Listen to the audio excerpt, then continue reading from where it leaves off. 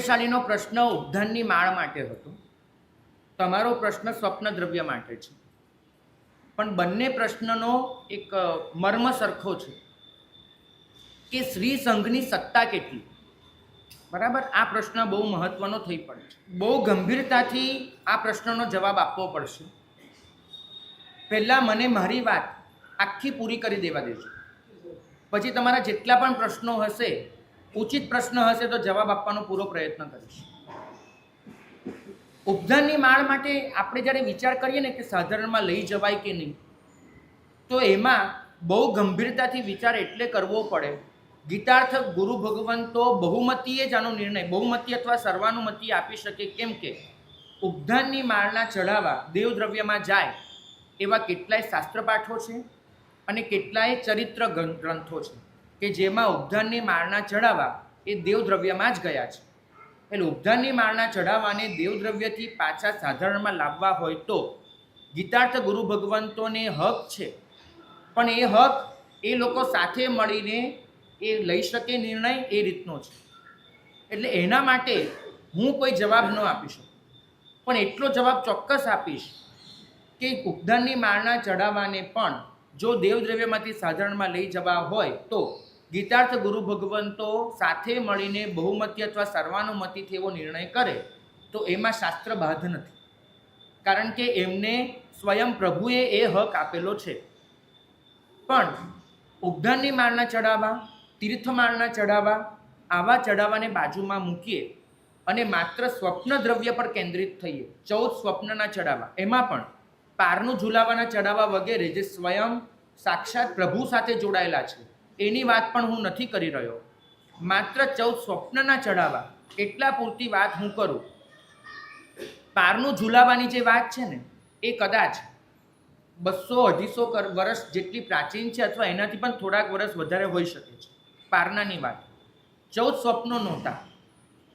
મેં ઓછામાં ઓછા એવા 25 વર્ષના દાખલા આપેલા છે કે અલગ અલગ ગુરુ ભગવંતોની નિશ્રામાં, પર્યુષણમાં 200 વર્ષ પહેલાં અલગ અલગ ગુરુ ભગવંતોની નિશ્રામાં, પર્યુષણમાં પારનું ઝુલાવવામાં આવ્યું હતું, પણ 14 સ્વપ્નો ઉતારવામાં નહોતા આવ્યા.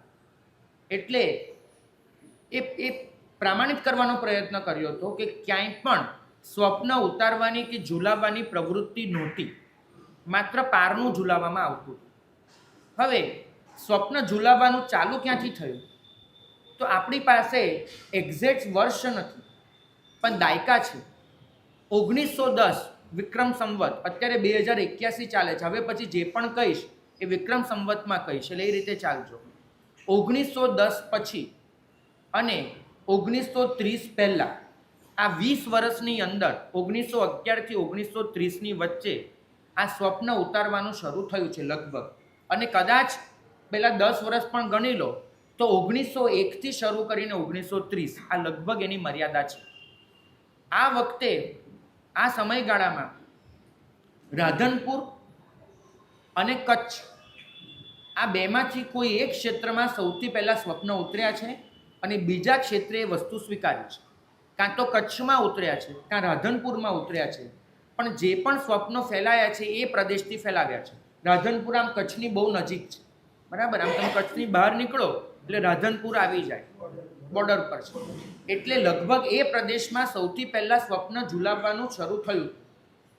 હવે જ્યારે સૌથી પહેલાં સ્વપ્ન ઉતર્યા ત્યારે આપણને એ પણ હકીકત મળે છે કે એ સમયે સ્વપ્નમાં આવા કોઈ બહેનોએ પુઠ્ઠા પર એ સ્વપ્નો ચિતર્યા હતા, અને એવા પુઠ્ઠા, આવા કાર્ડબોર્ડ, એના પર એ સ્વપ્નો ચિતર્યા અને આમ ઝુલાવીને એનું દર્શન કરાવ્યું. ચઢાવા નહોતા બોલતી, ખાલી એક પેલું કેવું આયોજનના ભાગરૂપે. જેમ આ બહેનો એ કોઈ વાર છે ને પેલું નેમ રાજુલનું નાટક કરાવે અથવા વામા માતાનો થાળ કરાવે, એમાં કેમ કોઈ વામા માતા બને પછી એને સ્વપ્ન દેખાડવામાં આવે, એમ એક પ્રસંગને શોભાવવા માટે વગર ચઢાવાએ આવી રીતે પેલા 14 સ્વપ્નો ઝુલાવવામાં આવ્યા હતા અને લોકો એના દર્શન કરે. જેમ એટલે આપણે સુશોભન કરીએ ને અલગ અલગ, એવી રીતે. પછી કોઈકને બુદ્ધિ જાગી કે આપણે આમાંથી આવક કરી શકીએ છીએ. વાણિયાનું બુદ્ધિ એ તો ક્યાંયથી બી આવક શોધી લેવાનું છે, બરાબર. તો એને બુદ્ધિ જાગી એટલે એક આવક એ શરૂ થઈ. હવે આવક શરૂ થઈ તો એનો ઉપયોગ ક્યાં? આ પ્રશ્ન બહુ મહત્વનો. અને એનાથી મહત્વનો પ્રશ્ન કે આવક શરૂ કરવાનું કેમ જરૂરી બન્યું? તો કારણ એટલું થયું કે કચ્છ બાજુ દેરાસરો ઘણા બધા, રાધનપુરમાં દેરાસરો ઘણા બધા, પાટણ અને ખંભાત ત્યાં પણ જિનાલયો બહુ બધા હતા, પરંતુ ત્યાં આગળની અર્થવ્યવસ્થા બહુ મજબૂત હતી. પાટણ ગુજરાતનું કેન્દ્ર કહેવાય, ખંભાત બંદર, એટલે ખંભાત સાથે પણ વ્યાપાર ઘણો, પાટણમાંય ઘણો, બરાબર. જ્યારે રાધનપુર અને કચ્છમાં એવા ઊંડા વેપાર ધંધા નહીં કે જેને તમે એમ કહી શકો કે મબલક પૈસા આવતા હોય. એટલે કચ્છના જિનાલયો, રાધનપુરના જિનાલયો અને સંઘો બંનેને વહીવટી દૃષ્ટિએ ઘણી સમસ્યા હતી. પરિણામે આવ્યું કે સંઘોએ આ રીતે સ્વપ્નની આવક કરવાની ચાલુ કરી. હવે સંઘે આવક ચાલુ કરી હતી. શાસ્ત્રમાં તો ક્યાંય સ્વપ્ન લખ્યા નથી, શાસ્ત્રમાં તો એની ક્યાંય વાત પણ નથી. એટલે સંઘોએ પોતપોતાની રીતેની વ્યવસ્થા કરી. જેમ કે કચ્છના એક ગામમાં એવું લખેલું મળે છે કે આ સ્વપ્ન ઉતરે તે વર્ષે જે ખાતામાં જરૂર હોય તે ખાતામાં રકમ લઈ જવી, બરાબર, આવું લેખિત મળે છે. હવે આ સંઘે કેવું કર્યું કે જે વર્ષે દેવદ્રવ્યની જરૂર હશે તો દેવદ્રવ્યમાં જશે, જે વર્ષે સંઘ દ્રવ્યમાં જરૂર હશે એમાં જતું રહેશે, બરાબર. આ વ્યવસ્થા રાધનપુરના સંઘમાં એ નક્કી નહોતું થતું કે કઈ રીતે શું કરવું. તો રાધનપુરના સંઘમાં હું ન ભૂલતો હોઉં તો લગભગ વિક્રમ સંવત 1943 આત્મારામજી મહારાજ પધાર્યા અને રાધનપુરના સંઘમાં આ પ્રશ્નમાં સાલમાં ફરક હોઈ શકે છે. 3 આંકડા એકદમ સાચા છે, 194. એ પછી 3 છે કે 3 પછીનો કોઈ આંકડો છે ખબર નથી. તો એ જ્યારે સ્વપ્ન રાધનપુર સંઘમાં આત્મારામજી મહારાજ પધાર્યા, આત્મારામજી મહારાજ એ વખતે એ સંઘના, એ આપણા સામણ સંઘના સર્વોપરી હતા. આત્મારામજી મહારાજ પધાર્યા ત્યારે સંઘે એમની આગળ નિવેદન કર્યું, રાધનપુરના સંઘે, કે આ આવક અમારે શેમાં લઈ જવી અને શું વ્યવસ્થા કરવી, કેવી રીતે. સંઘે પોતાની પરિસ્થિતિ વર્ણવી. તો આત્મારામજી મહારાજની નિશ્રામાં રાધનપુરના સંઘમાં ઠરાવ થયો કે આ રકમ આપણે શ્રી સંઘના વહીવટી કાર્યોમાં વાપરીશું, બરાબર.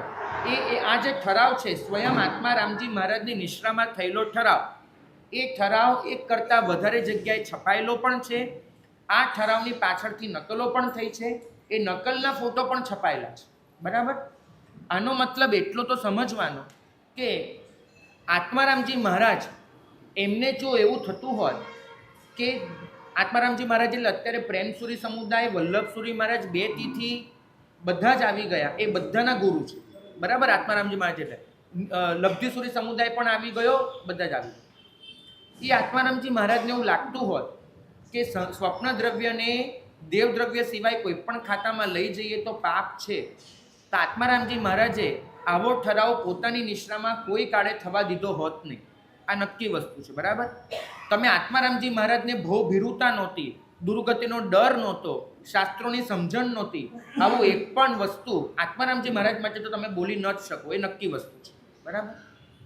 એ પછી પણ આ પ્રવૃત્તિનું આલંબન લઈ અને કેટલાય સંઘોએ એને સાધારણ ખાતાની જ આવક તરીકે ઊભી રાખી હતી, સ્વપ્નની આવકની. છે ક્યાં સુધી 90ના દાયકાના સંઘો વખતે પણ એવા શિલાલેખો, એવા ઠરાવો મળે છે કે રાધનપુરના સંઘમાં જે વ્યવસ્થા છે એ જ વ્યવસ્થાને અનુસરીને અમે પણ આ રકમને સાધારણ ખાતે લઈ જઈશું. આવા 90ના દાયકા સુધીના આવા શ્રી સંઘના ઠરાવો મળે છે. એટલે એક વસ્તુ નક્કી થઈ કે 90 સુધીની વ્યવસ્થા એ હતી, જે સંઘને દેવદ્રવ્ય તરીકેની જરૂર હતી એ દેવદ્રવ્યમાં લઈ જતા હતા, જે સંઘને સાધારણ માટેની જરૂર હતી એ સાધારણમાં લઈ જતા હતા. અને કોઈક સંઘમાં તો એવા પણ ઠરાવો મળે છે, એ લોકોએ 50-50% કર્યું છે. અમે 50% દેવદ્રવ્યમાં લઈ જઈશું, 50% સંઘદ્રવ્યમાં લઈ જઈશું. ટૂંકમાં સંઘ પોતે જે નક્કી કરે સર્વોપરી હતું. તમામ ગીતાર્થ ગુરુ ભગવંતો કે એ વસ્તુ નહોતી. સંઘ પોતાની વ્યવસ્થા જોતો હતો અને પોતાની વ્યવસ્થા જોઈને પોતાના માટે જે ઉચિત લાગે એ પ્રમાણે નિર્ણય કરી લેતો, બરાબર. આ વસ્તુ નક્કી થઈ. આમાં તો કોઈને કોઈ તકલીફ ન હોવી જોઈએ. અને મેં તમને જેટલા પણ ઠરાવોની વાત કરી એ બધા જ ઠરાવોની નકલો ઉપલબ્ધ છે, કોઈ પણ જોઈ શકે છે, એ રીતે ઉપલબ્ધ છે. એટલે આમાં પણ કોઈ જ શંકા રાખવાની સ્થાન નથી. તમે ફરીથી કહીશ, પોતાને મન પડે એ ગુરુનું માનો છો, મન ન પડે ગુરુનું નથી માનો. તમે એવાને તમારા મનમાં હશે એને તમે પૂછવા જશો, એ ખબર છે. બરાબર, બિલકુલ. તો વાત એ છે કે 90ના દાયકામાં શ્રી સંઘની પરિસ્થિતિ આખી બદલાઈ. એટલે કઈ રીતે બદલાઈ કે છેલ્લા 200 વર્ષમાં સાધુઓની ગેરહાજરીને લીધે એક જે અંધકાર યુગ જેવી પરિસ્થિતિ વ્યાપી ગઈ હતી, એને લીધે શ્રી સંઘમાં જિનાલયોના જીર્ણોદ્ધારો અટકી પડે નહોતા. જીર્ણોદ્ધારો થતા અને ઘણી બધી વ્યવસ્થાઓ ખોરવાઈ હતી. એટલે દેવદ્રવ્યની મબલખ જરૂર ઊભી થઈ હતી. એ સમય દેવદ્રવ્યની મબલખ જરૂર ઊભી થઈ હતી કે જે એકચ્યુઅલી સંઘ પાસે નહોતી એટલી રકમ. બીજી તરફ એ સમયે સંઘ દ્રવ્ય એટલે જેને તમે સાધારણ તરીકે ઓળખો છો એની જાવક જ નહોતી. જો તમને ગણાવ, આંબિલ ખાતું નહોતું. આંબિલ ખાતું શરૂ થયે હજુ 50 વર્ષ પણ પૂરા નથી થયા કદાચ. આવા વ્યાપક આંબિલ ખાતા શરૂ થયા.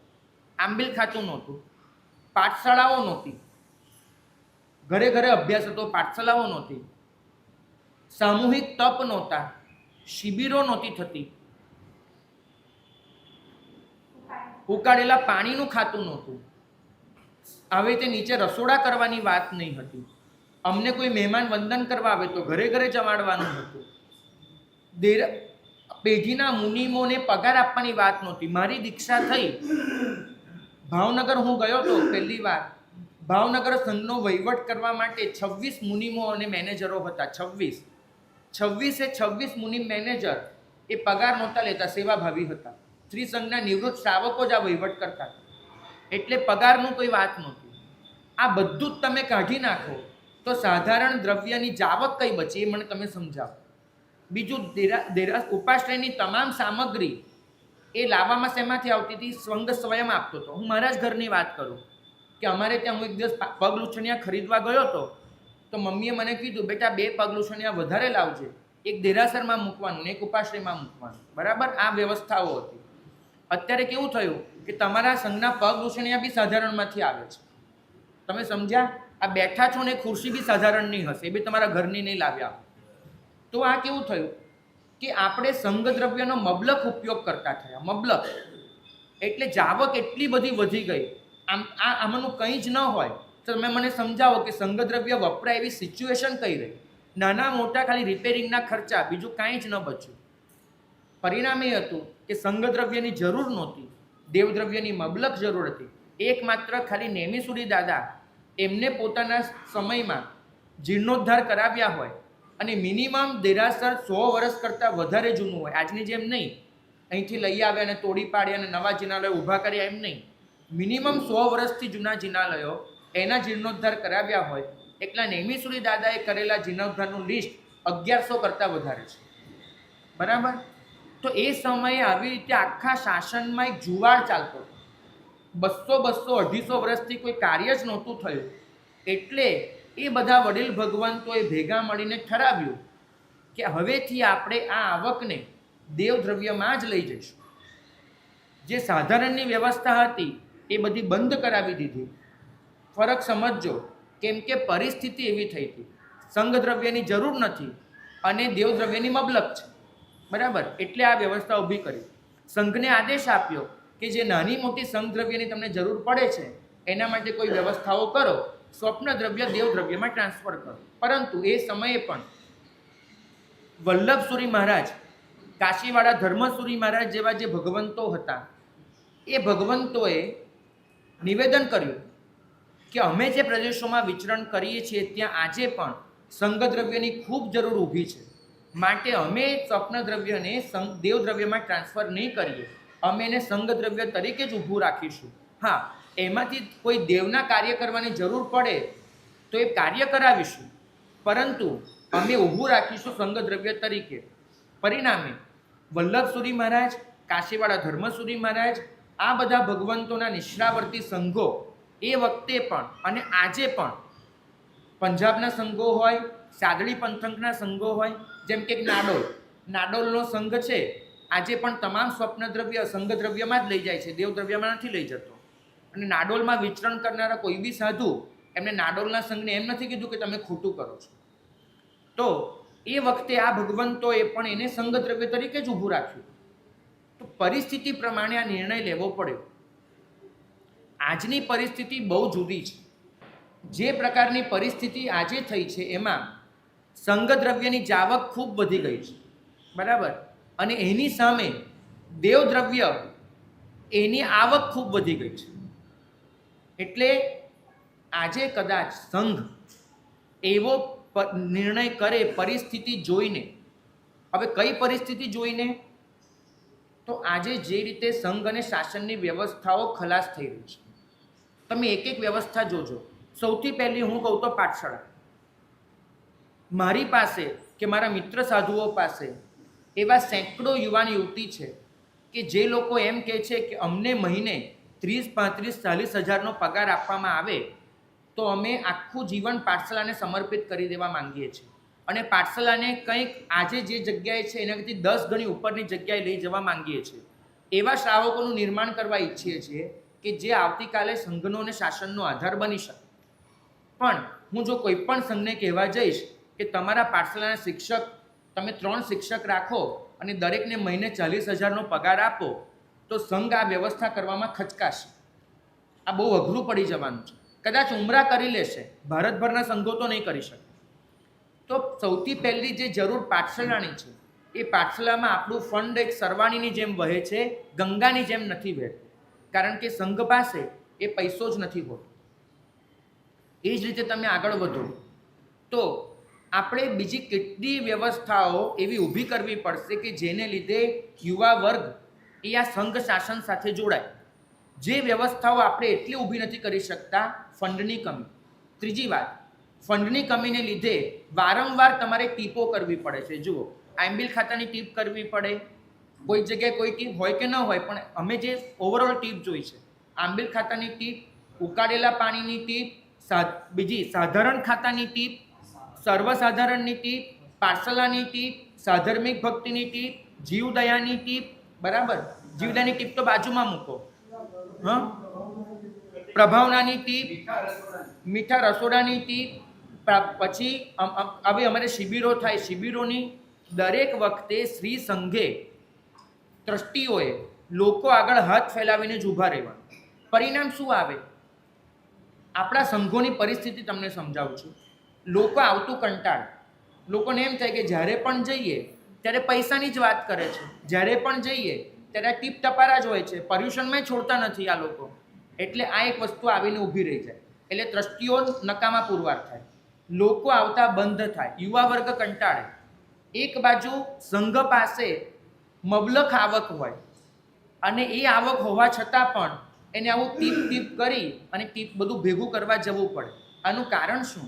કેમ કે સંઘની એક મહત્તમ વ્યવસ્થા એ દેવદ્રવ્ય ખાતે ખર્ચાઈ જાય છે અને શ્રી સંઘની બધી જ વ્યવસ્થા માટે કરવાનું ઊભું રહે છે.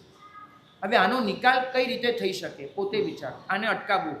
ત્રીજી વાત કે આપણે ત્યાં સાધુ પણ બિચારો, સાધ્વીજી પણ બિચારી, શ્રાવક પણ બિચારો, શ્રાવિકા પણ બિચારી. આજે યુવાનો શું કહે કે અમે મહારાજ સાહેબ પાસે જઈએ ને તો મહારાજ સાહેબ પૈસાની જ વાત કરે છે. પણ મહારાજ સાહેબે કેમ કરવી પડે છે એ વિચારો. કેમ કે સંઘો એટલા સદ્ધર નથી કે અમારી બેઝિક જરૂરિયાત પણ પૂરી કરી શકે. અમને વૈયાવચની સામગ્રી ઓરાવી દે છે, બીજું તો કેટલી વસ્તુ ઊભી રહી જાય છે. એટલે અમારે વખતો વખત શ્રાવક બનાવવાને બદલે ભક્ત બનાવવા પર ધ્યાન આપવું પડે. બરાબર. આ પરિસ્થિતિ કેમ આવી? કેમ કે અમારે પૈસા સંઘ પાસેથી નથી જ મળતા, અમારે કરવા જ પડે છે. હમણાં મુંબઈનો એક સંઘ અમારી પાસે આવ્યો અને કીધું કે સાહેબ આ સાધ્વીજી ભગવંતો આવી રીતે પૈસા માંગે, વાજબી છે? મેં કીધું ચલો એ બધા સાધ્વીજી ભગવંતનું કાગળ લખી દઉં છું કે કોઈ હવે પછી પૈસા નહીં માંગવાના, આ સંઘ તમારું બધું ચૂકવી દેશે, તમે કબૂલ કરો છો તો મને કહેવા આવો. હવે કોઈ સંઘ આ નથી કરી શકવાનું. કારણ શું છે? કેમ કે સંઘ પાસે એટલી આવક જ નથી. તો મારે એ સમજાવવાનું કે એક સ્વપ્ન દ્રવ્ય એની આવક, જે આવક આપણે ઊભી કરેલી છે, એક પણ શાસ્ત્ર સ્વપ્નની વાત નથી કરતું. એક પણ શાસ્ત્ર સ્વપ્ન દ્રવ્ય ક્યાં જાય એની પણ વાત નથી કરતું. જે આવક માત્ર ને માત્ર આપણે ઊભી કરેલી છે, સંઘોએ પોતાની જરૂરિયાત માટે ઊભી કરેલી છે અને એને લીધે તે સંઘે તે વખતે પોતાની અનુકૂળતા પ્રમાણે કરેલું હતું, એ આવક આપણે આવી રીતે મક્કમ થઈને બેસી જઈએ કે એ તો દેવદ્રવ્ય જ ગણાશે, સાધારણમાં ન જ લઈ જવાય, સંઘદ્રવ્ય ન જ બને અને પરિણામે બધાને બિચારા કરીને રાખવા, માફ કરજો, આપણે ત્યાં તો ભગવાન પણ એટલું ભોગવે છે. ભગવાનને જે રાજાશાહી ઠાઠમાં જીવાડવાના હોય 3 લોકના માલિકને, એને પણ આપણે એ ઠાઠ આપી શકતા નથી. બધી જ જગ્યાએ સાધારણ ખાતાની ખેંચ એ ક્યાંક ને ક્યાંક ઊભી રહી જાય છે. એક બાજુ તમે જ અમને આવીને કહો છો સાહેબ યુવા વર્ગ આવતો નથી અથવા બીજે જઈ રહ્યો છે, તમે એને ખેંચો, તમે એને લાવો. યુવા વર્ગને ખેંચવા માટે, યુવા વર્ગને અહીંયા લાવવા માટે, યુવા વર્ગને સ્થિર કરવા માટે સૌથી મહત્ત્વનું ફેક્ટર છે મની. તમારે અમુક ચોક્કસ રીતે પૈસો એ ઇન્વેસ્ટ કરવો જ પડે તો જ આ વસ્તુ થઈ શકે. સંઘો પાસે એટલી રકમ જ નથી. બીજું, સ્ત્રી સંઘની સુરક્ષા માટે જેટલી પણ સંસ્થાઓ કાર્યરત છે, દરેક સંસ્થાને આજે તોટો છે. કોઈ સંસ્થા એ પોતે સદ્ધર ગણાય એવી પરિસ્થિતિમાં નથી. સ્ત્રી સંઘને સમર્પિત કોઈ પણ સંસ્થા એને આવક માટે હંમેશા નિર્ભર રહેવું જ પડે છે અલગ અલગ દાતાઓ પર. ત્રીજી વાત, શાસનની ઉન્નતિના કેટલાય કાર્યો નજરે દેખાય છે કરવા જેવા, પણ એ આપણે કરી શકતા નથી. તકલીફ આ થઈને ઊભી છે. ચોથી વાત કે આ બધાને લીધે જે બિચારાપણું આપણી અંદર આવી ગયું છે, એનાથી આપણે મક્કમ બનીને ઊભા જ નથી રહી શકતા અને દરેક જગ્યાએ આપણા બિચારાપણાને લીધે આપણે ખતમ થતા જ જઈએ છીએ, પાછળ પડતા જ જઈએ છીએ. ન શાસનનું રક્ષણ થઈ શકે છે, ન શાસનનો વિકાસ થઈ શકે છે.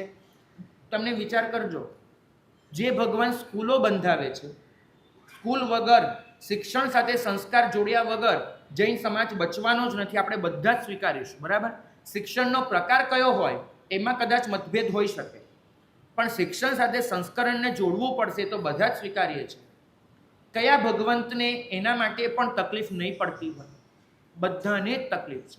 તો શાસનને બચાવવાના જેટલા પણ ઉપાયો છે એ બધામાં જ જો તકલીફ પડી રહી છે, આ તો કેવું છે, મારા જમણા ખિસ્સામાં ફાટફાટ થાય છે એવો પૈસો છે, ડાબું ખિસ્સું ખાલી છે, બરાબર, અને જમણામાં ફાટફાટ થાય પૈસો, ડાબું ખાલી, અને ડાબામાંથી મારે બહુ જ ખર્ચ કરવાનો છે, છતે પૈસે હું બિચારો થઈને ફરું છું. સ્ત્રી સંઘની વ્યવસ્થાઓ જોઈ લો, છતે પૈસે બિચારા છે. અને ભાઈ, જે પણ વિચાર કરો ને એ માત્ર ઉમરા સંઘની 4 દિવાલો વચ્ચેનો ન કરશો. કારણ એટલું, ઉમરા સંઘ સદ્ધર હશે અને હું દિલથી કહું છું આ સંઘ વધુ સદ્ધર બને, એને કોઈ તકલીફ ન પડે. પરંતુ તમે એવા સંઘોની પણ પરિસ્થિતિ જોજો કે જે લોકો સાધારણ ખાતે ખૂબ ભીડ અનુભવી રહ્યા છે. પરિણામ શું આવે છે? એક સંઘમાં મારે જવાનું થયું હતું, ગુજરાતનો સંઘ છે, કોઈ કારણસર ગ્લાનતા આવવાના લીધે ડૉક્ટરની દવા લેવી પડી. મારી પાસે જે દવાની સ્ટ્રીપ આવીને, મને ટ્રસ્ટી આવીને કીધું મને કે આજે તમારી પાસે સ્ટ્રીપ આવી છે દવાની, એ સ્ટ્રીપ દેવદ્રવ્યની છે. એટલે મેં ટ્રસ્ટીને પૂછ્યું કે આ સ્ટ્રીપ દેવદ્રવ્યની મારી પાસે કેવી રીતે આવી? સાધુના મોઢામાં દેવદ્રવ્ય તો કેવી રીતે જશે? હવે પરિસ્થિતિ સમજજો. કારણ એમને એટલું કીધું કે મહારાજ, સાધારણની જાવક ઘણી, આવક નહીં, એટલે અમે દર વખતે શું કરીએ, દેવદ્રવ્યની લોન લીધા જ કરીએ.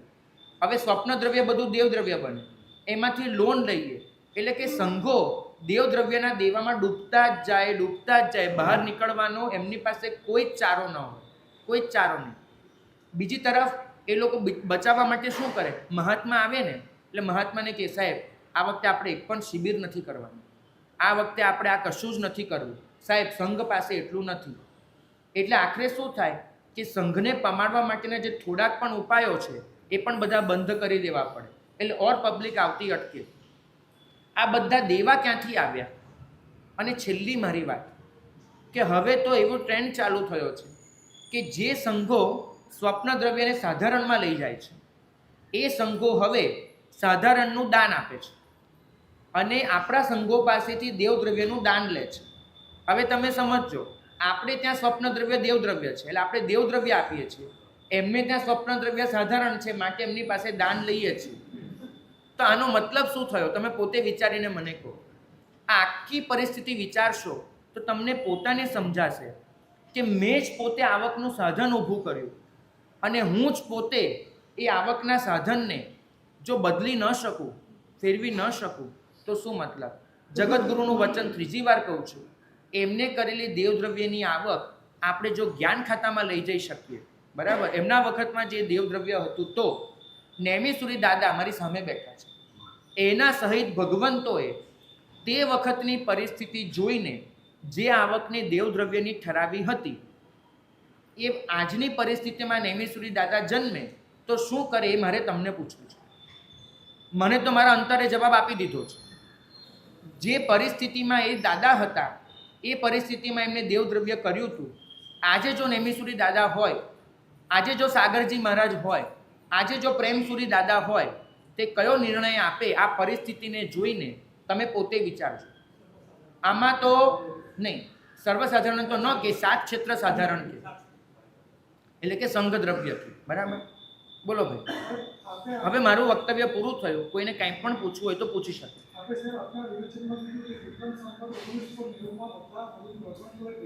બધા નહીં, મેં તમને કેટલાક અપવાદ દેખાડ્યા.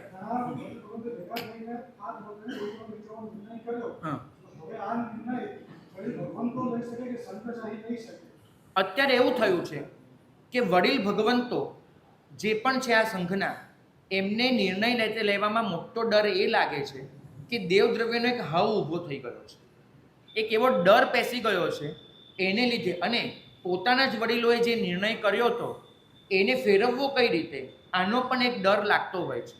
એટલે અંગત રીતે કેટલાય વડીલ ભગવંતોએ મને કહ્યું છે કે જો હું સંઘાચાર્ય હોઉં, એટલે મારે જ નિર્ણય આપવાનો હોય અને મારા નિર્ણયને આખો સંઘ સ્વીકારવાનો હોય તો હું આને સંઘ દ્રવ્યમાં લઈ, કે સાધારણ એ સંઘ દ્રવ્ય છે, સંઘનું દ્રવ્ય છે. દેવદ્રવ્ય એ ભગવાનનું દ્રવ્ય છે. તમે શાસ્ત્રીય રીતે વિચારો તો પ્રભુ કરતાં સંઘ મોટો છે કે નથી, મને તમે એ સમજાવો. શાસ્ત્રીય રીતે તમે જો વિચારવા જાઓ તો દેવ મોટા છે કે સંઘ મોટો છે? સંઘ મોટો છે, કેમ કે દેવ સંઘને નમો તિથસ્સ કહીને વંદન કરે છે, બરાબર. તો તમે એવું કઈ રીતે કહી શકો કે સંઘનું પુણ્ય ઓછું છે અને દેવનું પુણ્ય વધારે છે? જો દેવના પુણ્યથી દેવદ્રવ્ય આવે છે, સંઘના પુણ્યથી સંઘ દ્રવ્ય આવશે. આમાં કોઈ જ શંકાને સ્થાન રાખવાની જરૂર નથી, એમાં બિલકુલ. બીજું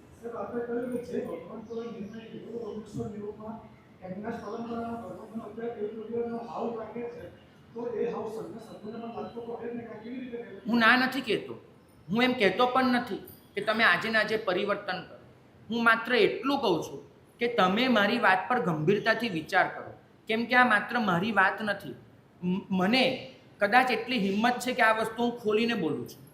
બાકી આજે તમારામાંથી કોઈ અંગત રીતે જવા તૈયાર હોય એકલા, અને ઓફ ધ રેકોર્ડ એ લોકો પૂછે કે સાહેબ આપ જે બોલો છો એ શબ્દ રેકોર્ડ નહીં થાય, લેખિતમાં આપવાનું નથી, આપે નિખાલસતાથી સિમંદર સ્વામીની સાક્ષીએ અભિપ્રાય આપવાનો છે કે આજની પરિસ્થિતિમાં સ્વપ્નદ્રવ્ય ક્યાં જવું જોઈએ, અને તમે એમને ખાતરી કરાવી શકો કે તમારી પાસે હિડન કેમેરા નથી, રેકોર્ડર નથી અને તમારો શબ્દ ક્યાંય જવાનો નથી, એટલી ખાતરી કરાવો તો દરેક ભગવાન તમને એમ કહેશે કે આ સંઘદ્રવ્યમાં જવું જોઈએ. પરંતુ એક બધાની વચ્ચે આ હકીકત જ્યારે બોલીશું ત્યારે એનો પ્રતિઘાત કેવો હશે, પ્રતિસાદ કેવો હશે, આ જે એક ડર છે એ ડરને લીધે ભગવંતો આ વસ્તુ જાહેરમાં કહી શકવામાં થોડાક ખચકાય છે. આપણે એમનો એ ડર દૂર કરવો પડે. હું અત્યારે પાઠ પરથી નામ નથી લઈ શકતો, બાકી કેટલાય વડીલ ભગવંતો, આ તો હું સિમંદર સ્વામીથી અનંત તીર્થકરની સાક્ષીએ કહું છું, કેટલાય ભગવંતોએ મને પોતે કહ્યું છે, આ શબ્દ ફરીથી સાંભળજો, કે શ્રી સંઘમાં મારી એક હથ્થું સત્તા હોત અને નિર્ણય મારે જ આપવાનો હોત આ સંઘને, અને સંઘ મારા નિર્ણયને તહત્તી કરીને સ્વીકારવાનો હોત તો હું સ્વપ્નદ્રવ્યને સંઘદ્રવ્યમાં લઈ જાઉં. આવું એમને પોતે કહ્યું છે. પણ એક ડર રહે છે કે સંઘ નહીં માને તો, કંઈ વિરોધ થશે તો, માટે નથી કહી શકતા. આ ડર આપણે સૌએ સાથે મળીને કાઢવો પડશે, એ ભગવંતોને. અને સંઘના સભ્યોને તો ડર લાગવાનો જ છે. જ્યારે વડીલ આચાર્ય ભગવંતોને લાગતો હોય તો તમને લાગવાનો જ છે. પણ ડરનો પ્રકાર સમજજો. ડર એ વાતનો નથી કે આપણે ખોટું કરી રહ્યા છીએ, ડર એ વાતનો છે કે સંઘ નહીં સ્વીકારે તો શું થશે. બે ડરમાં ફરક સમજજો. ખોટું કરવાનો ડર નથી, સંઘ નહીં સ્વીકારે એનો ડર છે. કારણ કે વ્યવસ્થાઓ વિખરાઈ ગઈ છે, વહેંચાઈ ગઈ છે. એટલે એક હથ્થું વ્યવસ્થા ન હોવાના લીધે દરેકને એમ થાય છે કે મારું કોઈ બીજા નહીં માને તો, વિરોધ થશે તો. આપણે સૌએ સાથે મળીને આ ડર કાઢવો પડશે. એક મિનિટ એમને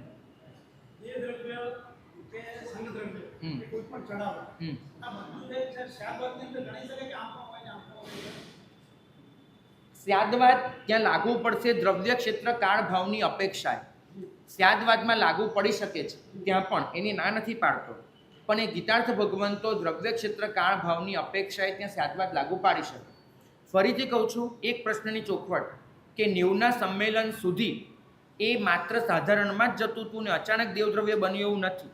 ખાલી એટલું મારે કહેવાનું છે કે સંઘો પોતાની રીતે વ્યવસ્થા કરતા હતા, પોતાની પરિસ્થિતિ પ્રમાણે, બરાબર, અને એમાં સંઘની સત્તા સર્વોપરી હતી. આ વસ્તુ ખાસ ધ્યાનમાં લેજો. પરંતુ એ વખતે આ પરિસ્થિતિ જોઈ અને આ નિર્ણય લેવો છે ને આ મગજમાંથી કાઢી નાખવો કે દેવદ્રવ્ય સાધારણમાં લઈ જવાની વાત છે એવું નથી, બરાબર. એટલે આવો પ્રયોગ ન કરશો, બરાબર. પહેલી વાત એ છે કે સ્વપ્ન દ્રવ્ય સાધારણમાં લઈ જવાનો પ્રશ્ન પૂછાયો છે. 2, સંઘ આવો ઠરાવ કરી દે એવું પણ નથી કીધું. માત્ર આ બાબતે આપણે જાગૃતિ કેળવવાની જરૂર છે, મેં એ વાત કરી છે.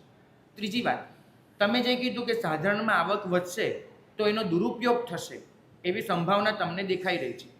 તો એ દુરુપયોગ થશે, એ ન થાય એના માટેનું આપણે નિયમન કરીએ, એનું બંધારણ ઘડીએ, એનો વિવેક કરીએ એ જરૂરી છે. બાકી તમે એવું માનો છો કે દેવદ્રવ્યની રકમ વધી છે એટલે દેવદ્રવ્યનો દુરુપયોગ નથી થતો એવું માનો છો? દેવદ્રવ્યનો જે રીતે દુરુપયોગ થઈ રહ્યો છે ને એની તમે કદાચ વાત હું તમને કરીશ ને તમે ધ્રુજી જશો, બરાબર. પ્રાચીન જિનાલયો ખંડિત એટલે ભયંકર રીતે ખંડિત થઈ રહ્યા છે. કેમ કે દેવદ્રવ્ય મબલક વધી ગયું છે. જીર્ણોદ્ધારના નામ પર ચાહે હોય એટલા પૈસા મળે છે. એટલે એક દેરાસરની વાત કરું, અહીંયા નામ નથી લઈ શકતો. એ દેરાસર જ્યારે તોડવાનું થયું ને, હથોડાએ કામ ન આપ્યું, કશું જ ન થયું, બુલડોઝર બોલાવવું પડ્યું અને બુલડોઝર બોલાવીને દેરાસર તોડવું પડ્યું. મારા ગુરુ ભગવંતે 20 વર્ષ સુધી લડત આપી હતી કે આ જિનાલયનો જીર્ણોદ્ધાર કરવાની કોઈ જ જરૂર નથી. છતાં પણ કોઈક આચાર્ય ભગવંત એમનો આગ્રહ એ વધારે જોરદાર પુરવાર થયો અને આખું જિનાલય બુલડોઝરથી તોડવું પડ્યું. પરિસ્થિતિ આ કેમ આવી છે? કેમ કે એક તરફ દેવદ્રવ્યની મબલક આવક હોવાના લીધે જીર્ણોદ્ધાર માટે ચાહો એટલો પૈસો મળી જાય છે, ચાહો એટલો. એટલે પછી એ રકમ હોવાના લીધે આવા ન તોડવાના જિનાલયો પણ તૂટે છે. અને આ દૂષણ તમને નથી દેખાતું? 2-10% માત્ર આટલું જ દેખાય છે. મારી વાત સમજવાનો પ્રયત્ન કરજો કે એવા કેટલાય ક્ષેત્રો છે જે તરસ્યા કે જ્યાં આગળ ઉત્થાનની જરૂર છે. ઉત્થાન ન થવાના લીધે નથી થઈ શકતું. આપણે એવા તમામ ક્ષેત્રોને સાચવી લઈશું. શ્રી સંઘ અને શ્રી શાસનની એક ઉજ્જવળ ભવિષ્યની રમ્ય કલ્પના નજર સામે દેખી શકાય રહી છે, બરાબર ભાઈ. એટલે દુરુપયોગ થવાના ચાન્સીસ તો ત્યારે હું એનું પ્રવચન આપીશ, બરાબર છે. હું ત્યારે એનું પ્રવચન આપીશ. મારી વાત સમજો કે જે સમયે જેની જરૂર છે એની વાત છે. તમને એમ લાગે કે દેવદ્રવ્ય એ વખતે થવાનું જ નથી, કેમ કે બીજી ઘણી આવક ઊભી છે. તીર્થમાળ, મોક્ષમાળ, રોજના પૂજાના ચડાવવા, આરતી મંગલ દીવાના ચડાવવાથી, ભંડારની આવકથી માંડી ઘણું બધું દેવદ્રવ્ય છે. છતાંય કદાચ એવું પડે તો 100% હું આજે જે પ્રવચન સાધારણ માટે આપું છું એ દેવદ્રવ્ય માટે આપીશ. પરિસ્થિતિ એ નથી. મારી વાત એટલી છે કે સ્વપ્ન દ્રવ્ય, બીજું એક પણ નહીં, માત્ર સ્વપ્ન દ્રવ્ય એ સંઘે પોતે ઊભી કરેલી વ્યવસ્થા છે અને એનો હક સંઘ શાસ્ત્ર એમાં જોવાની જરૂર એટલે નથી કેમ કે શાસ્ત્રમાં એનો કોઈ જ ઉલ્લેખ નથી. સંઘ પરિસ્થિતિવશ એનો નિર્ણય લે એટલા માટે સમગ્ર દેવદ્રવ્ય માટે મારું કોઈ જ કથન નથી. વાત એવી છે ભાઈ કે આખરે તમારે લોકોએ જ આ વાતનો પ્રચાર પ્રસાર કરવું પડે. બીજું તો શું થઈ શકવાનું? હું મારા સ્તરે પ્રયત્ન કરું, તમે તમારા સ્તરે કરો. એક વસ્તુ આજના આ પ્રશ્નોત્તરીના સમાપનમાં કહી દઉં કે સ્વપ્ન દ્રવ્ય એના એ સંઘદ્રવ્ય બને કે દેવદ્રવ્ય બને. 2, કલ્પિત દેવદ્રવ્યથી પૂજા થાય કે શ્રી સંઘ અલગથી ટીપ કરીને પૂજા દ્રવ્યથી પૂજાની વ્યવસ્થા કરે. આ બંને પ્રશ્નો એનાથી મને અંગત કોઈ લાભ નથી, બરાબર. હું આ સંઘમાં આવ્યો છું તો મારે અહીંથી કોઈ પૈસો લઈને જવાનું નથી. એટલે મને અંગત રીતે કોઈ જ આમાં લાભ નથી કે ભાઈ સ્વપ્ન દ્રવ્ય દેવદ્રવ્ય એટલે સંઘદ્રવ્ય બનશે એટલે મને કંઈ 5 લાખ મળશે એવું મને થવાનું નથી. બરાબર? એટલે આ પ્રશ્નને સંપૂર્ણપણે નિસ્વાર્થ ભાવે જોજો, નિસ્પૃહતાથી જોજો. ખાલી એટલું જ છે કે સંઘ અને શાસનની જે રમ્ય ભવિષ્યની કલ્પના લઈને બેઠા છીએ એ કલ્પનાને સાકાર કરવા માટે સૌથી મોટું ફેક્ટર છે મની. એના આધાર પર બીજી બધી જ વ્યવસ્થાઓ થઈ શકે એમ છે. અને એ ફેક્ટર જ્યારે આટલું નબળું પડી રહ્યું છે ત્યારે આપણે શું કરીએ એ બાબતે વિચાર કરવા બેઠા છીએ. આવો કોઈ પણ વિચાર કરીએ, અડચણો તો ઘણી જ આવવાની, વિરોધ થવાના, બધું જ થવાનું, પણ એ બધાની વચ્ચે ટકી જઈને આપણને જે મળવાનું છે એને એક શબ્દમાં વર્ણવવું હોય તો એને કહેવાશે આત્મસંતોષ, શ્રી સંઘ અને શાસનની સેવાનું પુણ્ય અને તીર્થંકર નામ કર્મનો બંધ. આજે મેં જે પણ તમારી આગળ પ્રરૂપણા કરી, જે પણ કહ્યું, એમાં મેં એક જ વસ્તુ નજર સામે રાખી છે, વિરોધ પ્રચંડ થાય. કારણ કે મેં જે પ્રમાણે બોલ્યું છે અત્યારે એ પ્રમાણે લગભગ બોલવામાં આવતું હોતું નથી. એટલે આ જે બોલ્યું છે તો વિરોધ તો પ્રચંડ થવાનો છે, બધું જ સહન કરવાનું છે. પણ મેં મારી નજર સામે એક જ વસ્તુ રાખી છે કે મારી આંખ મીચાય ત્યારે મને એમ ન થાય કે સંઘ શાસન માટે હું જે કહી શકતો હતો ને કરી શકતો હતો એ મેં ન કર્યું. 2, મને એમ ન થાય કે હું આ સંઘ શાસન માટે મારે જે સહન કરવાનું હતું એ સહન કરવામાં મારી બહાદુરી પાછળ પડી અને જે રમ્ય ભવિષ્યની કલ્પના લઈને બેઠો હતો એના માટે મેં પ્રયત્ન ન કર્યો, તો મારી સૈવાનું પુણ્ય જોઈએ છે. ને 3, મને એક વસ્તુ પાક્કી ખબર છે કે નિસ્વાર્થ ભાવે હું સંઘ શાસનના કલ્યાણ માટે આ વાત કરું છું તો મને તીર્થંકર નામ કર્મનો બંધ છે, બીજું કાંઈ છે જ નહીં. એટલે જે પણ આ વસ્તુને નજર સામે રાખીને, કારણ કે તીર્થંકર નામ કર્મ એ 24 ભગવંતો નિકાચિત કરી શકતા હશે, પણ તીર્થંકર નામ કર્મનો બંધ તો સંખ્ય અસંખ્ય આત્માઓ કરી શકતા હોય છે. અને એ પુણ્યાનુબંધી પુણ્યના બળે આપણને ધર્મ કરવાની સામગ્રી, કુશલાનુબંધી પુણ્યના બળે મંગલની સામગ્રી મળતી હોય છે. આ વિચારણા કરવામાં પણ પુણ્ય છે, આ વિચારણા કરવામાં પણ તીર્થંકર નામ કર્મનો બંધ છે, દુર્ગતિ બિલકુલ નથી. અને હું એક વસ્તુ માનીને બેઠો છું, સફળ થવું ન થવું એ કુદરત પર આધીન છે, પણ મને એક વસ્તુની ખબર છે કે મારાથી જે થઈ શકે એ મારે કરવાનું છે. આપણે સૌ સાથે મળી અને એ કરીએ એ મંગલ